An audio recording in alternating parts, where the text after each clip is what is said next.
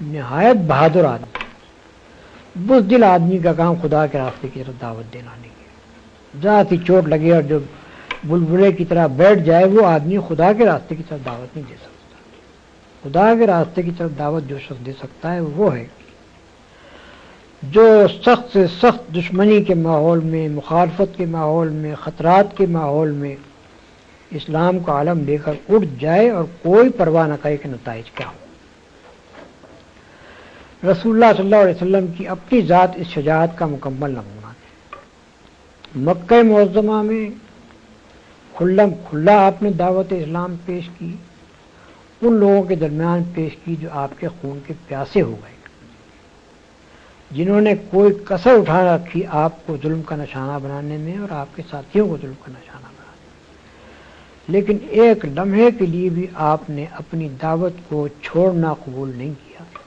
بلکہ مسلسل 13 سال تک اس ماحول میں اپنی دعوت پیش کرتے چلے گئے اور ہر قسم کی سختیاں مصیبتیں برداشت کرتے چلے گئے۔ مدینہ طیبہ پہنچنے کے بعد جو حالات پیش آئے، بڑی خطرناک لڑائیوں میں جہاں کہ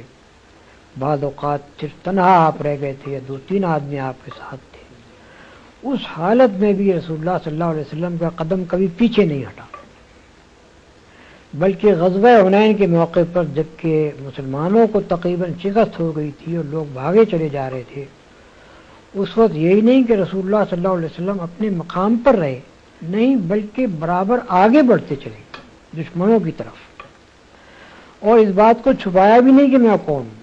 فرمایا کہ انا النبی لا کذب، انا ابن عبد المطلب، میں نبی ہوں، جھوٹا نہیں ہوں، میں ابن عبد المطلب ہوں۔ یا دوسرے الفاظ میں آپ نے عین حالت جنگ میں، اس وقت جبکہ آپ بالکل 2-3 آدمیوں کے ساتھ تنہا رہ گئے تھے اور دشمنوں کے نرغے میں تھے، اس وقت بھی علل اعلان یہ کہا کہ ہاں میں نبی ہوں۔ تو اتنا شجاع اور بہادر ہونا چاہیے اس شخص کو جو اللہ کے راستے میں دعوت دینے کے لیے کھڑا ہو۔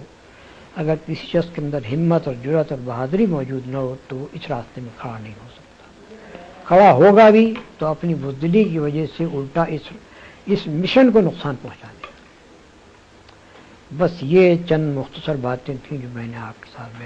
کے سامنے بیان کی ہیں۔ اگر ان پر غور کی جائے تو یہ بجائے خود دعوت اللہ کے متعلق ایک مکمل پروگرام ہے، اور اس کے اوپر جہاں بھی دعوت کا کام کیا جائے یہ 3 خصوصیات آدمی کے اندر ہونی چاہیے۔ بآخر دعوانا الحمدللہ رب العالمین۔